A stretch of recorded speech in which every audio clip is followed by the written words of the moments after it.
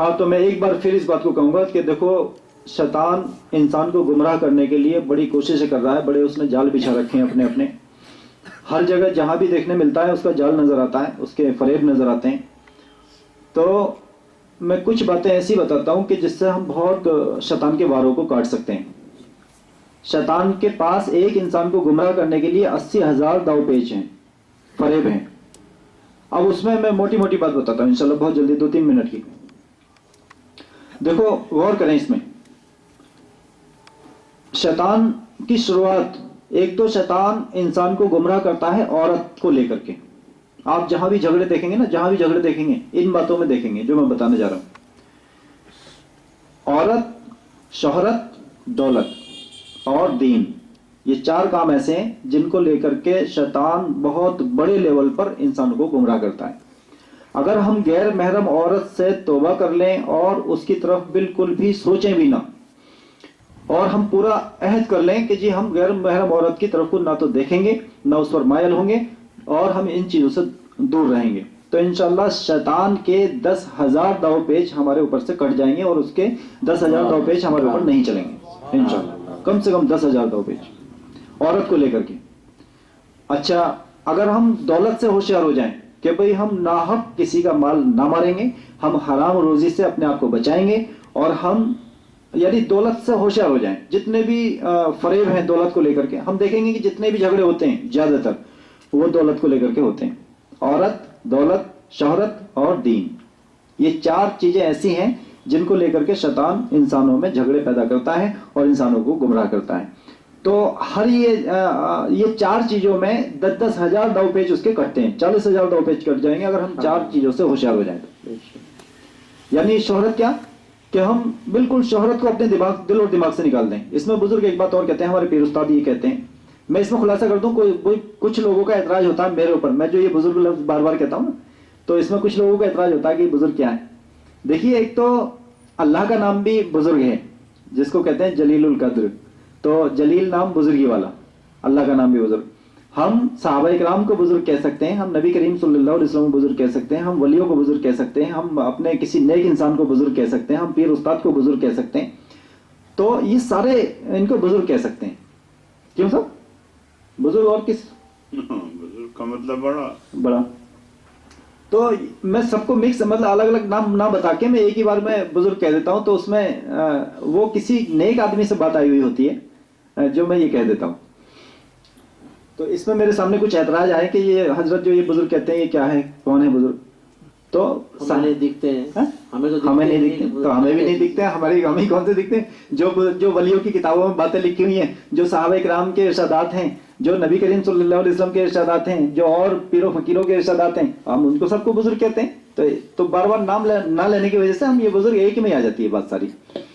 تو اس میں یہ کہتے ہیں، بڑے یہ کہتے ہیں کہ جو انسان شہرت کی تمنا کر کے زندگی جیے گا اسے سکون نہیں ملے گا، چاہے وہ ولی ہی کیوں نہ ہو. دیکھو یہ بہت بڑی بات ہے. کیا کہتے ہیں؟ جو انسان شہرت کے لیے زندگی جیے گا اسے سکون نہیں ملے گا، اور جو انسان سکون کے لیے زندگی جیے گا اسے شہرت نہیں ملے گی. ابھی فیصلہ اپنے ہاتھ میں کہ ہم سکون چاہتے ہیں یا شہرت چاہتے ہیں. اور اس بات کا تجربہ کر لینا سبھی بھائی، غور کرنا اس بات میں کہ یہ بات سچ ہے یا نہیں ہے. نہیں مطلب یہ تو بڑے بڑے پیر فقیروں اور ولیوں تک کے لیے یہ بات ہے کہ جن کی تمنا یہ ہو جائے کہ میری شہرت ہو جائے تو انہیں سکون نہیں ملے گا، انہیں لوگ سونے بھی نہیں دیں گے، اور کبھی کچھ ہوگا، کبھی اعتراض آئیں گے، کبھی لوگ ان کو گھیرے رہیں گے، بہرحال انہیں سکون نہیں مل پائے گا. کیوں صاحب حضرت کیا کہیں گے اس میں؟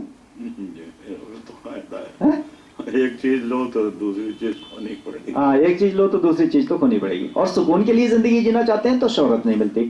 تو بہرحال یہ شیطان جو ہے یہ شہرت کو لے کے بہت انسان کو گمراہ کرتا ہے. ایک آدمی ہے، دیکھو پھر ایک بات اور آ جاتی ہے، میں تھوڑا وقت ہے، تھوڑا جب آپ اتنا وقت لگا کر آئے تو اور 5 منٹ تاکہ ہمیں اچھی باتیں مل جائیں. ایک سمجھنے کی بات ہے.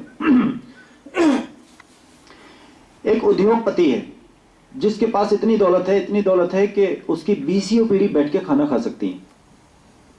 ٹھیک ہے، 20 پیڑھی بیٹھ کے کھانا کھا سکتی ہیں، اسے ضرورت نہیں ہے، اپنی ضرورتیں پوری کر سکتی ہیں، سارے کام کر سکتی ہیں، اتنی دولت لوگوں کے پاس ہے. لیکن شیطان نے اس کے دل میں کیا بات ڈال دی؟ اس کے دل میں یہ بات ڈال دی کہ تو اس شہر کا نمبر 1 پوزیشن پہ آنا چاہیے. ٹھیک ہے, اور وہ بھول گیا اپنے سکون کو اور شہرت کی خاطر اور لگا پڑا اور ایسی اس کی موت آ گئی. کیا ہے یہ؟ بالکل صحیح فرمایا. سکون چھن گیا اس کا. چاہتا تو وہ سکون سے بھی زندگی گزار سکتا تھا, آخر مرنا تو ہے.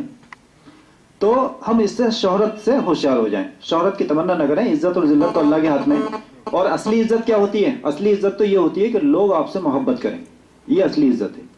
ہم جس سے سچی محبت کریں گے اس کے پیٹھ پیچھے بھی اس کی تعریف کریں گے اور اس کی قدر بھی کریں گے. تو ہم کوشش یہ کریں کہ ایسے کام کریں کہ لوگ ہم سے محبت کریں. عزت کی, شہرت کی ضرورت نہیں, شہرت کی ضرورت نہیں ہے. شہرت تو بدبخت لوگوں کی بھی بہت ہوتی ہے, اس سے کیا, ان کے سامنے تو ہاتھ جوڑ کے کھڑے ہو جاتے ہیں, پیچھے گالیاں بکتے ہیں, تو یہ تو عزت نہیں ہوتی. تو ایک تو یہ ہو گئے شہرت اور دولت اور عورت اور دین کو لے کر کے. دین میں ہمیں سمجھنا ہوگا, ہم بالکل دین کے معاملے میں بھی اس نے کم سے کم 10,000 داؤ پیچ اس نے رکھے ہیں, فریب رکھے ہیں دین کو لے کر کے. یہ جو ہم آپس میں لڑ رہے ہیں نا, یہ اس کے فریب ہیں, حقیقت میں اس کے فریب ہیں. یہ جو فرقہ پرستی پیدا ہو رہی ہے یہ شیطان کے فریب ہیں, یہ کوئی اللہ کی طرف سے ایسا معاملہ نہیں ہے, شیطان کے فریب ہیں. تو ہم اس بات سے ہوشیار ہو جائیں. اس بات سے کیسے ہوشیار ہوں گے؟ چھوٹی سی بات میں ہوشیار ہو جائیں گے. ہم صرف سنتوں پر عمل کرنے کی کوشش کرتے رہیں. ہم جد اور بحث میں نہ پڑیں. یہ جد بحث اور یہ جد و جہد کرنا عالموں کا کام ہے, عوام کا کام نہیں. ہم بالکل عوام کو یہ چاہیے, ہم لوگوں کو یہ چاہیے کہ ہم اس بات کی تیاری کریں جس کا ہم سے حساب ہوگا. اور ہمیں کامیابی کہاں میں ملے گی؟ ہمیں کامیابی ملے گی سنتوں پر عمل کرنے میں اور سنتوں کو سمجھنے میں.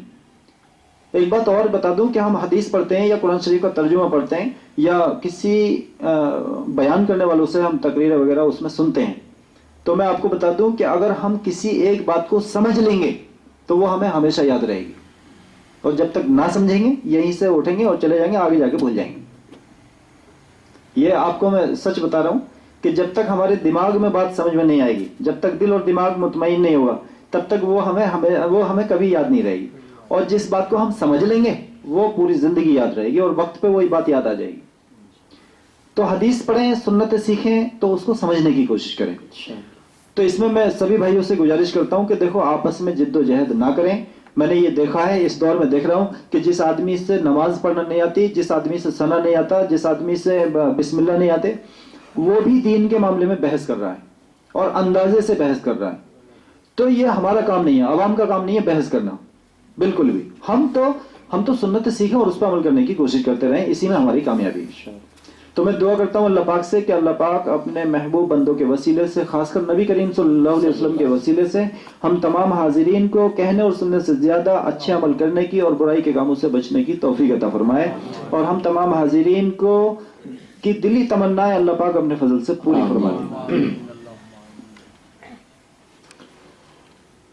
پیارے بھائیوں, آپ کو یہ جان کر بے حد خوشی ہوگی جس جگہ ہم مجلس کر رہے ہیں اسی جگہ پہ ہر روز بعد نماز مغرب اور بعد نماز عشاء دونوں ٹائم اصلاحی تعلیم اور تربیتی تعلیم دونوں پڑھایا سکھایا جاتا ہے. تو آپ سبھی بھائی اپنا ٹائم نکال کر کے یہاں مغرب بعد یا عشاء بعد جب وقت ملے تب تشریف لے کر کے آئے. فی سبیل اللہ, اللہ اور اس کے رسول کی رضا کے لیے کوئی فیس نہیں ہے, فری میں ہم پڑھاتے ہیں. اور وہ بھی نوجوان لوگوں 15 سال سے اوپر سے لے کر کے بڑی عمر کا کوئی بھی کتنا ہی کیوں آئے, ہمارا وہ باپ کی جگہ رہے گا. ہم ان کو مل کر کے پڑھانے کی کوشش کرتے ہیں. نمازیں, وضو, غسل اور سنتیں سکھانے کی بھرپور کوشش کرتے ہیں. مغرب نماز کے بعد پیر صاحب قبلہ خود بیٹھتے ہیں اور اصلاحی بیان ہوتا ہے اور اس میں ہم سمجھنے کی کوشش کرتے ہیں کہ آخر ہمیں کیسا ہونا چاہیے. تو سبھی بھائی سے گزارش کی جاتی ہے کہ جس کو وقت ملے مغرب کے بعد وہ بہتر ہے کہ مغرب کے بعد آئیں. اگر مغرب بعد نہیں آ سکتے ہیں تو کم از کم عشاء بعد آدھے گھنٹے کے لیے آ جائیں تاکہ اس کی نمازیں اور اس کی اور جو کام کرنے والے انشاءاللہ وہ جلد ٹھیک ہو جائیں گے. اللہ پاک عمل کرنے کی توفیق عطا فرمائے. دعا کریں. سبھی بھائی درود شریف پڑھیں. اللہم صلی علی محمد وعلی آلہ محمد وسلم.